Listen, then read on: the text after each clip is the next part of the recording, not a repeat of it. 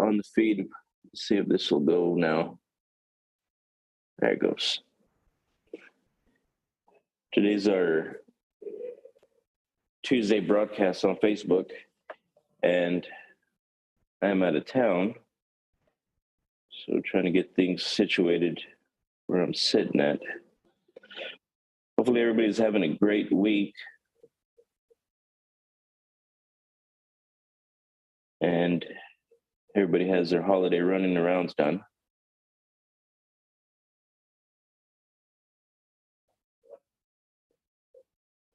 We are in New York.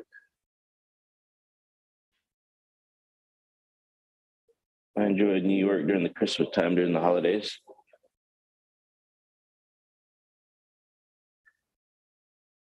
Experiencing the spirit of the holidays. It's fairly nice.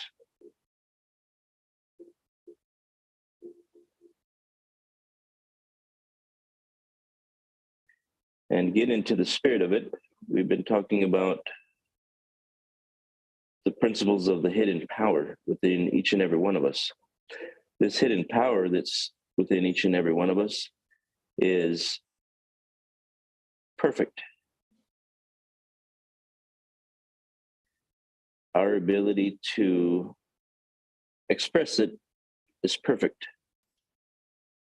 Our ability to create things, to build things, to improve things has always been here. What's been lacking, maybe in some of us,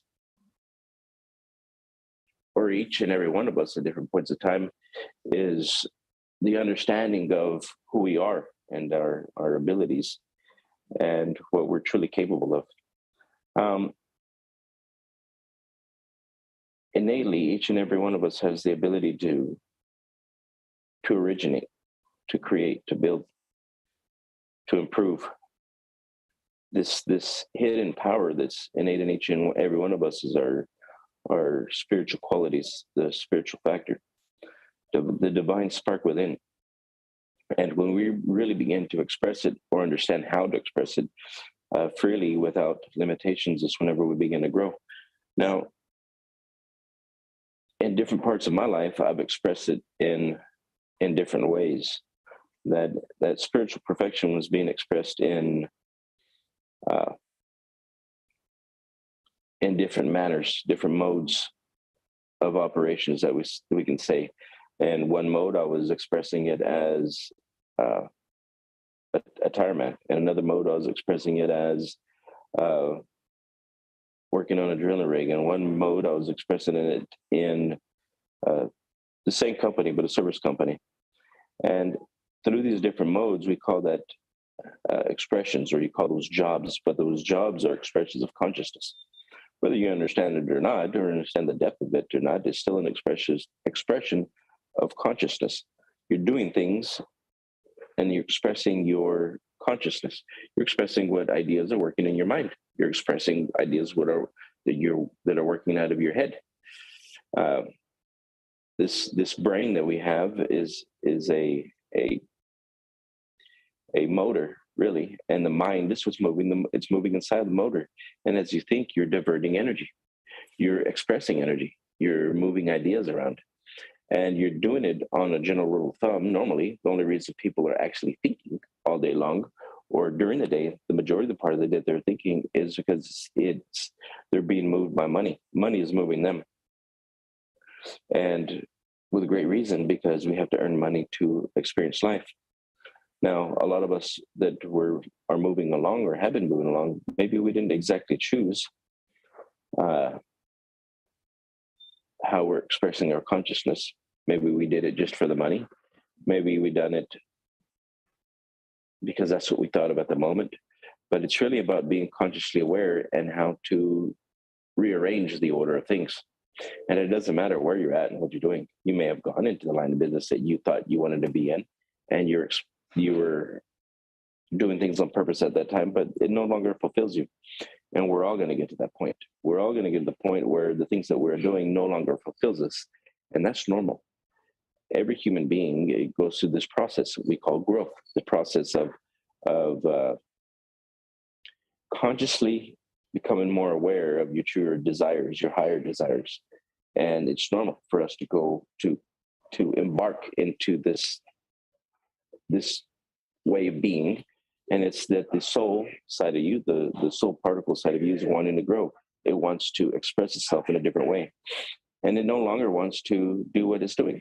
And this is normal because the higher side of your personality wants more and it desires more. And truly because it knows it's more. So as we come into life, we're actually experiencing the consciousness, we're experiencing the habits, behaviors of the past individuals that we were raised around. And we're experiencing the expression of consciousness. And we'll get to the point to where the things that we're doing no longer intrigues us, no longer serves us, and we desire more. And when we get to this point, this is where a lot of people conform. They try different things don't work out. And the true reason is because when you're doing things you don't know how to do, the chances are they're not going to work out. When you're not in harmony with the things that you desire, when you don't know how to do the things that you want, you're going to meet with follies. You're going to meet with trial. You're going to meet with error. And this is normal. The thing is, you were never supposed to stop. It is normal for you to come up against the unknown and trip. It's normal for you to come up into the unknown and fall. It's normal for you to come up into the unknown and not know what to do. Anyone that has been successful at breaking through, making those breakthroughs, has faced the same things. The only difference is they didn't stop.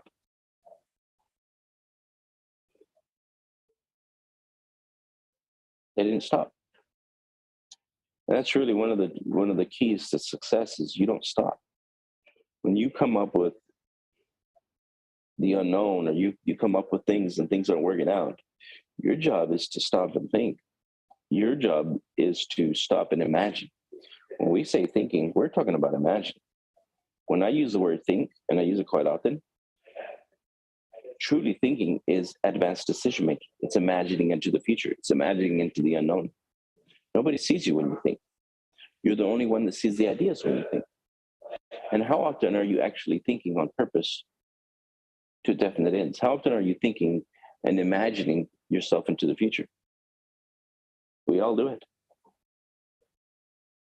But it's rare that you're going to find somebody doing it on purpose to definite ends and go and act it out. When I say that, I mean, imagine your reality on your own, exactly what you want, and go and act it out. This is how goals are set.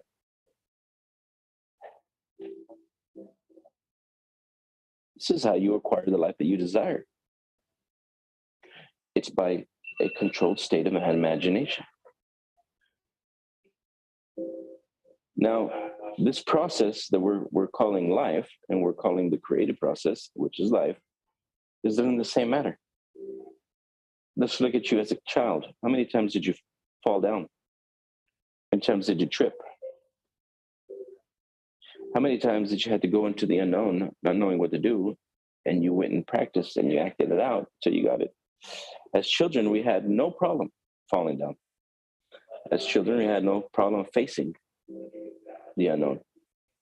Somewhere along the line, we got this wrong. Somewhere along the line, we watched too many people conform. Somewhere along the line, we gave up on ourselves. And I'm not just talking about one person. Everybody's doing this. The key to success is not giving up. The key to successful living is going into the unknown and facing the things that you fear, despite ridicule, despite what your friends say, despite what your family says.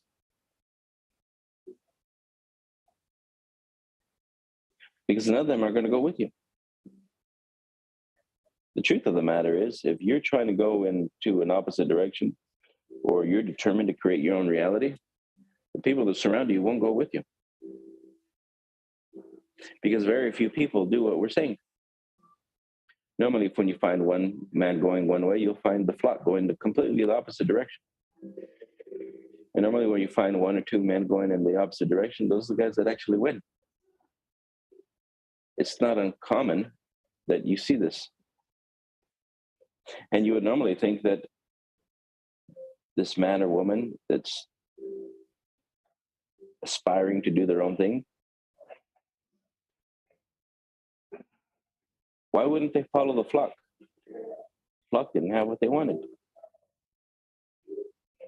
And it's common for the flocks to really not accomplish much. They more or less accomplished what they were supposed to accomplish in life, where they were going.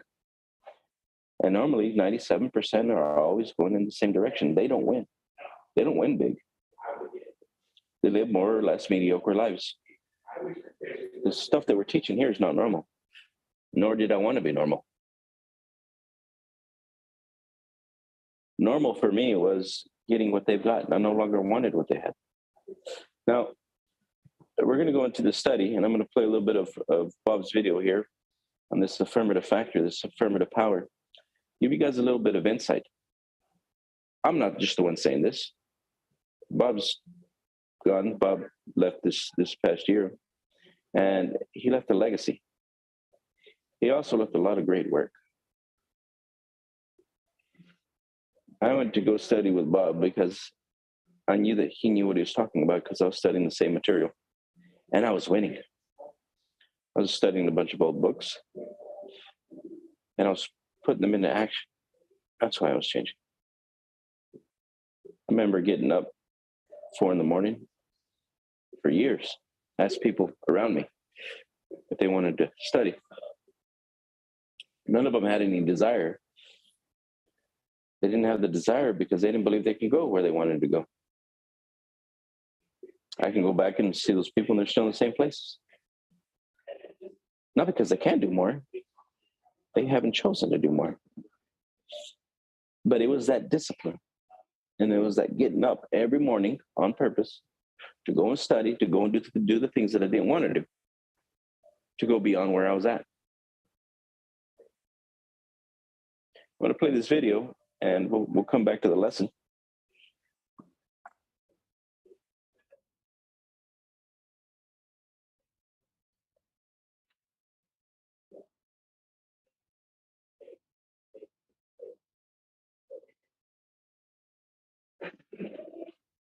Affirmative power on purpose. Affirmative force into forms. When we talk about this affirmative power, affirmative force, we're talking about the great divine within. And it's our spiritual inheritance. It's your ability to think, your ability to imagine. That's what that is. When we talk about spiritual essence, we're talking about the thing that thinks between space and time. When we talk about divine spark, when we talk about the spirit within, we're talking about the thing that's imagining and thinking. You don't see your words. You see images in your brain, inside of your mind. As you move this intelligence, you pick up ideas, information.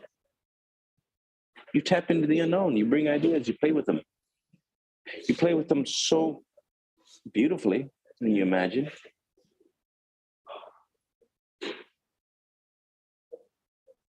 Very few of you may bring them down and act them out.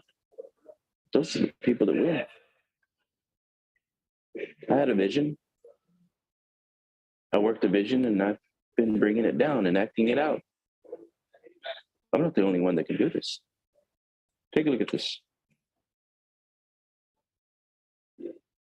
And then we never really improve upon the skill from that point on. My wife said something interesting the other day. She said, you know how you're always saying that we learn to read by the time we're in grade 7, and then we never really improve upon the skill from that point on. The average person reads at a grade 7 level, and that's because we learn to read by the time we're in grade 7. But we never improve upon it from that point on. She said, I was just thinking, that's the way most people do with everything. Once we learn how to do it, that's where it stops. like Lisa and I were just talking about this before we went live. And I was saying, like, we learned how to drive a car. But if we got into a car with one of these stunt drivers in movies or one of the racing drivers or one of the ones in the Indy 500, we'd realize we really don't know much about driving a car. I mean, they would blow our mind with what they know about driving a car. They have never stopped learning more about how to handle a car. I have never stopped learning this information. I was saying, I was mentioning, Lisa, that I was in here at 4:30 this morning. I'm always in here early in the studio. First place I come here, and first exercise I do is my left-handed writing in here. I was on page 202 today. Now, I have never stopped studying this subject. When I first picked up this book and started to read it, way back in 1961, I've never stopped studying it. I became absolutely fascinated with this subject. Now, the subject was me. I was studying myself. I didn't realize that for quite a while, but I was the subject. Now, as I started to learn, I have a memory. I have a perfect memory. That's amazing. Most people don't know that. Our ability to reason. That's where our freedom comes, with thought. Thought's the preamble to everything. Now play with this for a moment. Anderson, in Three Magic Words, he said, when we fully realize that thought causes all, we'll know there's never any limits that we ourselves do not impose. I'm going to stop it there for a little bit. So here's Bob's talking about learning. We never stop learning. Driving. We stop learning how to drive as soon as we learn how to drive. Yet if we were to go practice with a professional, we probably would find out we don't know much about driving. Now, we stopped learning. We stopped learning how to read.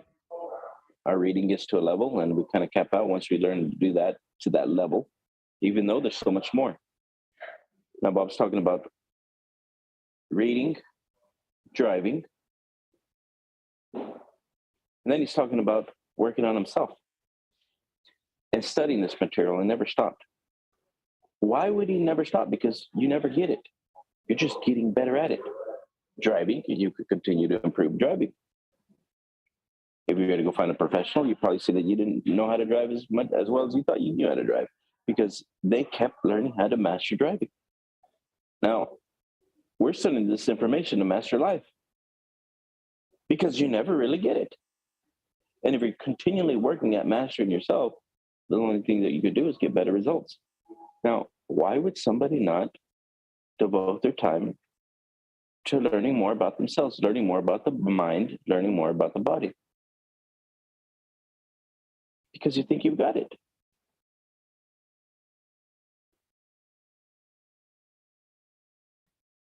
All of the results are showing you need to learn more. The results still show me I need to learn more. Wow. Bob is saying the results are still showing him, that he still needs to learn more. And he studied this his whole life. And Bob lived a very successful life. Had people working for him all over the world. That was one of his goals. Now, Bob learned from other men that were very successful. And those men that were very successful never stopped studying. They're rare. They're not normal. But they never stopped studying. And yet they left legacies. What is it that we're studying? We're studying more about ourselves. The mind, human personality, human consciousness, human evolution of consciousness, mind and matter, quantum mechanics, physics, on purpose to definite ends. Why? Because we desire more. We know there's more. And we can think anything we want. It's like Viktor Frankl spent the war years in a camp, a Jewish psychiatrist in a concentration camp. He said, regardless of the intellectual or physical abuse he was subjected to, no one could cause him to think something he didn't want to think. That's where freedom of thought comes in. See, it's done inside, and you make it out of pure, unadulterated energy, pure spirits flowing into our consciousness. It flows to and through us. We're like a sieve. It doesn't flow in and stop. It just keeps on going.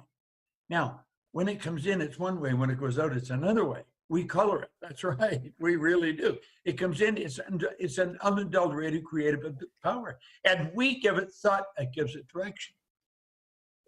Then we have perception. I'm going to go back on that.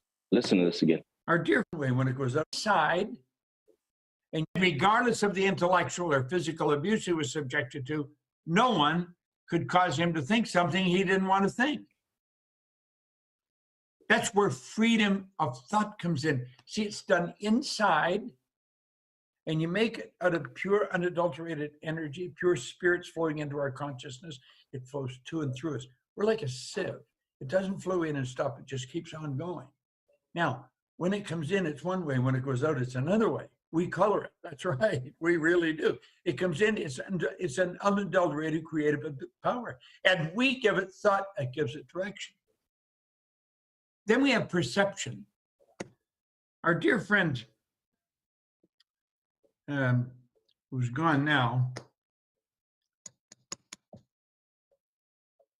Wayne Dyer, he said, when we change the way we look at something, what we look at changes. That's the truth.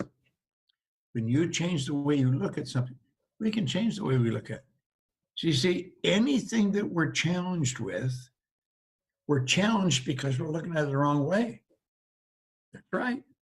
We don't see the wisdom, we don't see the opportunity if we're looking at it and we're stymied. What we got to do is shift, turn around, look at it from another direction, change our perception. And you change your perception, what you're looking at changes.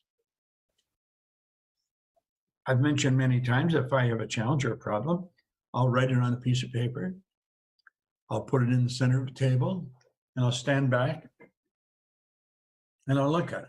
And I'll say, is that problem in me, or is it on the paper? And I'll keep working until I get it out of me and get it on the paper. That's the only time I can become objective. Up until then, I'm too much into it myself. Then I'll go and sit on the other side of the table and look at it, and I'll say, how would Earl Nightingale look at this? Or I may say, how would Napoleon Hill look at this? And it starts to change. I may go and sit on another part of the table. Say, how would Andrew Carnegie look at this? Perception. Then we have the will. You know, I've got here something that, you'll see here, it's a laser. See, it's a laser. Just a little laser light that I could use in a seminar. See, now that laser is puny when it comes to our thought. When we concentrate, we add power to our thoughts. We really do. Concentration increases amplitude of vibration. It makes the vibration stronger. Now, thought would make the laser look like a toy. That's a laser light that I had there. The will gives us the ability to concentrate, and it causes more energy to go to our idea. Now, Emerson said the only thing to grow is the thing you can give energy to. Then we have imagination. Wow. Our imagination will take us where we've never been. It'll cause us to move off into higher dimensions, way beyond where we're at. We want to remember there is a place. When you go there, wherever there is, that's where this phone came from. Somebody built the idea in their mind. That's where this book came from. Carnegie had an idea that he was going to find somebody and he would get them to organize information on how to win, how a human being can win. He said the information's out there because there's people like Ford, Edison, and myself. They all know how to win, but they haven't recorded what they're doing. There's a pattern to what they're doing. And he got Hill to do that. See, in his imagination, he saw that done. He had to get the right person to go and do it. He wasn't going to do it. I was on the phone. This is lunch.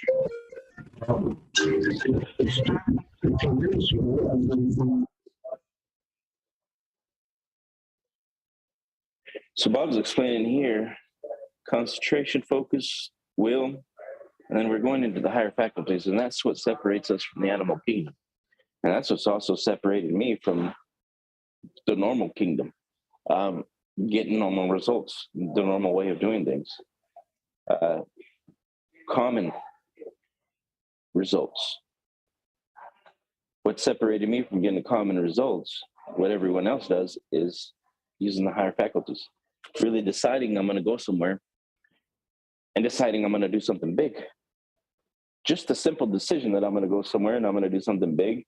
And given that idea, I'm going to build companies. It took me to go build companies. And it took me to do things big. Again, you say this is, some of you may think this is ridiculous. I've done it. You can do it. We've helped people do it. We've helped people do big things. Now, what are they running up against? What are you running up against? Well, your own mind. And you don't understand it. That's what's stopping you. Right in the forefront of your consciousness is yourself. And that's what you have to override. Yourself is the old self-image.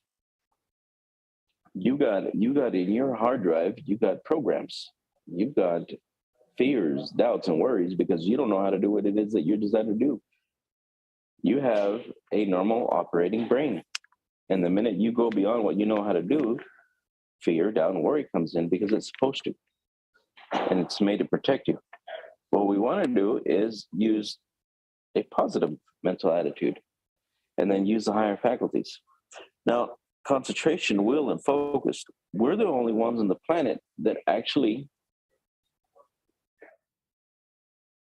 can stop growing.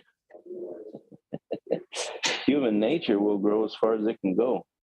And it gives all it can give according to its surroundings. It'll give all it's got.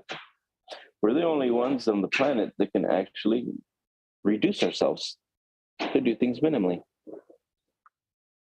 Why is it that we're the only ones on the planet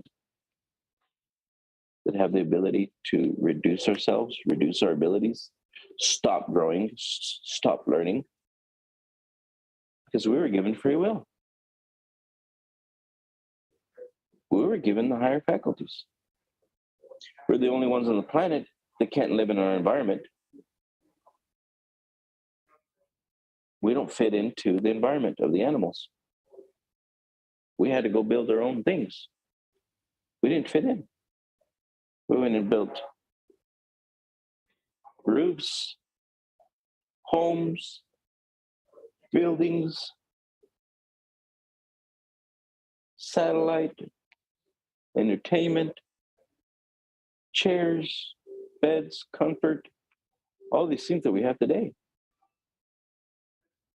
Man's done that. But the only reason he done it is because he has a higher consciousness than the animal. And we're the only ones that restrict it as well. We improve it. Very few improve it. Very few continue to improve it, as Bob was saying. Very few people keep studying the mind, keep working on themselves. Very few will make a decision, we're going to go there and there's a place. But so many regulate their growth, stunt their growth, decide that's good enough. But yet we had the freedom of thought. We had the freedom to go wherever we wanted.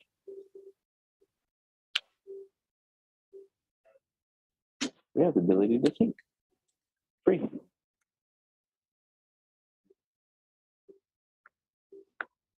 Free to choose. And what have you chosen?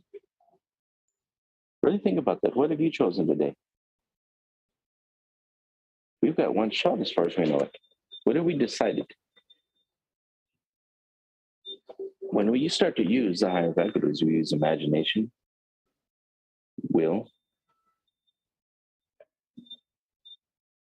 reason. You can use your imagination to go beyond, to get new ideas. You can change your perception of where you're at, and what you're capable of doing. You can use your will to focus on a new idea. You can go retrieve the memory of other people to learn how to improve where you're wanting to go. You can even tap into the memory of infinite intelligence. That's how you get ideas. Wow. You can use intuition, the feedback. That's the receiving set of the information to take you wherever it is that you desire to go. Now we have classes. We're teaching this Monday through Friday, every day. Why do we do this every day? Because it's through repetition that you grow. There's only one way.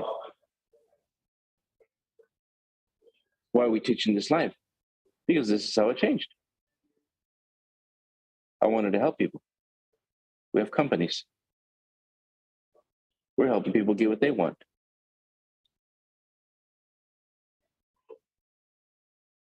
Because we know that there's perfection in each and every one of us. But we've got to go through the process. Perfection is not something given. You've got to earn it. To draw out that perfection within, you've got to be willing to go up against everything inside of you. Because everything inside of you is what's holding you back. You've got to be able to look inside and face everything that you are at the moment and be willing to grow. Just like as you did as a child. Somewhere along the line, you stopped. There's nothing wrong with stopping. There's nothing wrong with stopping and smelling the roses. But you've got to get up and get going. We've got one shot. We all understand we only have one shot as far as we know it. And we get up and do something. These higher faculties that we have, this creative ability that we have, is our ability to evolve from wherever we're at. Andrew Carnegie said he found someone, he worked towards finding someone, he found them. He had the laws of success because he knew them and he was putting them into practice. He won. Wealthiest man in the world in his time. He won. Ford was putting these laws into practice and he won. Edison putting these laws into practice and he won.